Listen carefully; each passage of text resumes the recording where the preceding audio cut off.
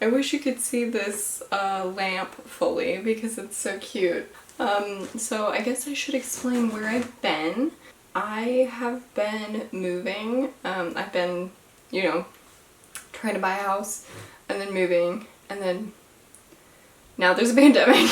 So anyway, I'm making this video because I want to talk about Camp NaNoWriMo, and I want to do like a writing update and novel update and all of that. When did I last talk to y'all? I feel like I filmed a few videos that I never uploaded to this channel. I have uploaded some videos to my second channel, the Jenny Fern channel. Apparently my last video was NaNoWriMo Day 9, and then did I just stop? I definitely filmed more after that, quite a lot more videos, and then I never edited them, which is kind of a problem. But anyway, those are all dead and gone now, so let me update you all anew. So I wrote a short novel. I'd say it's a novella, but it was like, I don't know, about 40,000 words, maybe it was like 35,000 words, something like that, when I did NaNoWriMo in November. And that was Long Distance, which I am working on a cross-stitch cover for it.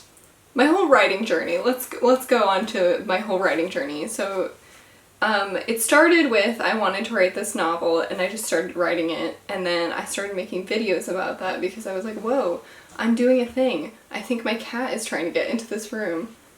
Okay, I'll let him in. So then I was making videos pretty regularly about writing this novel, and then I got to a sticking point where it was just like, oh no, this is not what I want to be writing anymore. And I took a step back. I started doing some writing exercises, and then I started writing some short stories, and then during NaNoWriMo I attempted it again, and I got a full draft of something closer to what I wanted it to be. So that was good. But it was definitely shorter and a lot more rushed, and the whole process of NaNoWriMo, I usually I like don't have enough energy to go through the whole thing, so I usually just end up rushing to finish a story so that I can like ride some of the momentum, and then I usually end up with something relatively short. So anyway, I don't think I've ever won NaNoWriMo. I just can't do that many words in a short period like that. Oh no, I think my cat is trying to leave my room now again. So anyway, now it is Camp NaNoWriMo time for April, which I can't believe it's already April. It is crazy. Also, I am in the room that I use as my office now, because now I have to work from home because of, you know, quarantine and stuff like that. And anyway, I kind of hate having to work in this room that's supposed to be like my creative room, but at least I have a room that I can work in, so I'm grateful for that. But I'm kind of finding it hard finding a good place to write now that my desk is used for work. I don't want to bring my novel into my workspace just because it's a little messy. I don't want to blur the lines like that. So anyway, I am now editing the novel for Camp NaNoWriMo, and also Camp NaNoWriMo, sorry, this is going to be the most scattered video ever. Camp NaNoWriMo is now merged with the NaNoWriMo website, and I hate it. It's not what it used to be at all. It's kind of annoying. You can't set a different goal, which is bogus, because I'd love to set like either a time or scene or chapter or something like that goal for editing. But anyway, I just decided to set it at 40,000 words because that will help me track how many words of the piece I've already edited, including adding some words. I've always really dreaded editing because I don't know what I'm doing when I'm editing. And it was hard for me to understand what I was supposed to do. I kind of understand developmental edits because I can read another, like a complete novel. I can read a novel and be like, this should go here. This needs to be built up more before this happens. Like, I can read other people's published work and pick out what I think could be done better in that structure.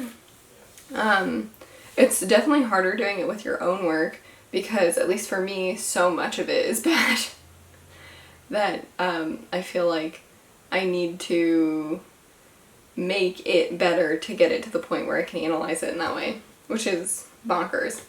But anyway, something that I've been finding super helpful, I watched a video by, I think, I'm gonna have to look up her name. I think her name is Rachel. I'm forgetting her last name though. Oh, it is just Rachel Writes. Sorry, I thought she had like her last name up. I thought it was like Rachel Wood or something like that. I'm sure she has a last name. I watched some of Shaylin. Is it also Shaylin Writes? Her name is Shaylin Bishop. So I've been watching Shaylin and Rachel do their line editing, and something about that clicked with me where I've never understood how to do a line edit before. And something about line editing made me understand a lot more about how to edit my work at this current state. And I think after I do what I'm doing now, this is gonna sound crazy, anyway, after I'm going through my work and I'm adding scenes, I'm definitely adding scenes. I'm also, I think it was the whole thing about like specific details and like eliminating vagueness that really made me understood what I was doing in my work. So I had a whole line that was like, she remembered the first time she had Largonian all juice. It was when she met Zolf's parents, and they landed, and it was during a storm, and there's like some detail, but it's all like summarized, and it doesn't really mean very much because there isn't enough detail about that experience to really get anything from. And I think that's what I've been struggling with a lot, is not having the information in the text that progresses things in any interesting way. And I think that's why I have some problems with developing characters, so in my short stories, I feel like when I did short stories for like that month that I was doing them, I really understood and like learned how to develop a character. Also, Shaylin has a video about what short stories taught her about writing like novels, and I thought that was really, I resonated with it a lot because I actually had never understood some of like the basics about how the things that I was struggling with until I started clicking those things together in short stories, and now I'm like, oh, okay, I need to get that again, but with this novel. So anyway, watching some of those videos really made it connect in my mind how I could improve my piece through editing by looking at where there are these sections of like vagueness and where I could add something different and something that makes the story what it is compared to just like a description of something that could happen anywhere. So I really recommend looking into both Rachel and Shaylin's videos about line editing. Rachel did one somewhat recently, and I'm so glad I found it because after I watched that video, I went into the shower where I have all my good ideas, and I just was thinking about just thinking vaguely about my novel, and then so many things clicked about like the family dynamics. And I was just thinking like, oh well, but why is this relationship this way? And like, how does that manifest? And just like really asking questions about why the work is the way that it is, or like why things are happening the way that they are. Asking those questions in my work has really helped me understand what is going on and what I need to tell and what I need to show in the story to make it its own story. I don't know if that makes sense, but it was really kind of a breakthrough for me, and I'm so glad that it happened at the beginning of this whole experience during Camp NaNoWriMo. Yeah, I also started working on this again. I hadn't been working on it at all until maybe last night, I think. So I started working on this little corner. I'd love to have this completed and to have at least done the first pass of the novel. Still not sure if it's like a full-blown novel or if it's still a novella. I'm not sure if I am really at the stage where I'm writing full-blown novels. I think the other thing that helped me a lot with this, really connecting how to build characters and like specific detail kind of things, was reading the book Idaho by Emily Ruskovich.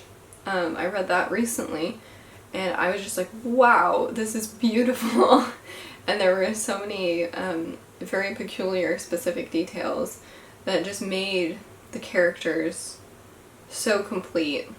Some of the details I have had the tendency to add are not specific enough and are not unique enough and are also just not elucidating. They don't say anything about what's going on. I think an example of this, somewhat, is like my main character in Long Distance, Cal. She loves birds, and she loves feeding birds, she loves bird watching.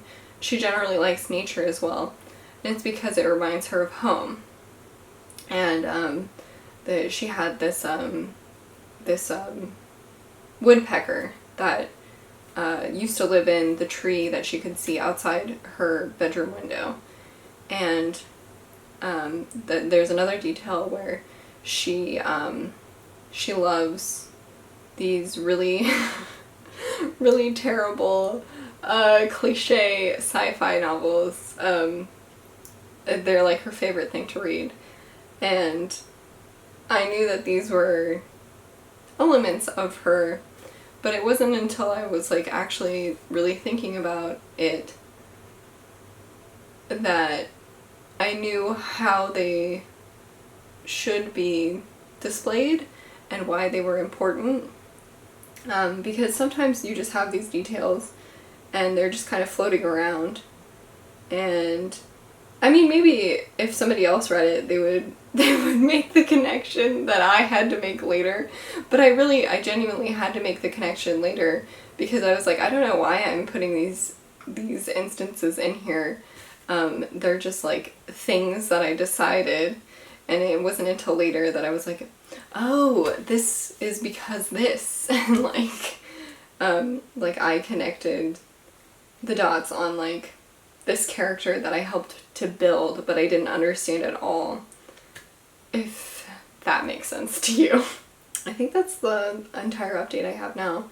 I think I've gone through 1.5 chapters. I have added quite a lot of scenes. I added basically a whole new chapter. The second chapter is like new, and it was really expanding on this one little paragraph that I had in the initial draft. I really do like some of the ideas that I have going on in this novel. For example, this was another breakthrough in my shower thoughts. Zolf, he's the main love interest in the like male character. He is raised by his parents on a gaseous planet, and this is all like imagination. This isn't like science. This is imagination. So on this planet, because it's a gaseous planet, I just have always thought like what kind of creatures would live on a gaseous planet, and like even if it couldn't sustain life, like what would life be like on there? So anyway, there's like these platforms of like towns that are like neutrally buoyant in the atmosphere, and that the like native population is they kind of like glide around in this atmosphere, like these clouds or whatever, and they don't need to like have protection from like the atmosphere because they're adapted to it, but that humans would need to wear like a suit. I thought, well, what would it be like if you had a couple, like a mixed couple, one who was like a native of that planet and one who was human, whoops, one who was human, and how would they live together? And then if they wanted to have children and they couldn't biologically have children because they're different species, like how would they go about that? Like what type of child would they have? And so I find that very interesting, because then when you dive into like that dynamic, you can see like what kind of person that would raise. Like how would that person be affected if they grew up in like that type of environment? So I've been thinking a lot about that recently, and like really thinking about like these characters as people, whereas before it's always been hard for me to think that way about like, I don't know, I feel like I kind of have like blank slate characters and I want to push them through a plot, because I usually do think of plot more, but then I also want like the characters to make decisions about the plot, and I'm like, what would they do? I don't even know. I don't know this person. So I am finding it helpful, really, really helpful to understand my characters a little bit more now than I had before. Well, I mean a lot bit more now than I had before. And I think it'll just keep building when I add all of this information to the text. And I can always cut that stuff out, but right now it's really helpful to me to understand who they are. So yeah, anyway, that's my update for week 1 of Camp NaNoWriMo in quarantine. I'm not actually in quarantine, it's just the shelter-in-place orders where I live. I'm sure that this is like affecting most places where you aren't really supposed to leave your home. So anyway, terrified of getting it too. And maybe one of these days I'll build up like the courage to actually show me writing and do more of a writing vlog like I used to. The main reason why I haven't is because I haven't been writing in this room, and this is like the room that I would film in because it's like my room. I've been writing on the couch in the living room, and I've also been writing outside because we have a patio, like a covered patio, and this weekend it was pouring raining and I just didn't want to be in the house, and so I went out onto the covered patio and was just typing away, and it was like such a good ambiance. But then to bring a camera and a tripod out is like kind of a lot, because that would be like multiple trips back inside and out, because I have to carry like several things out with me. So anyway, that's such a bad excuse. But like when the writing is happening, you're not thinking about these like filming things. So anyway, I'm glad to be back here, and let me know what y'all are doing. And let me know what kind of video you would like to see. I know it's been a long time. I'm sorry. Yes. Goodbye.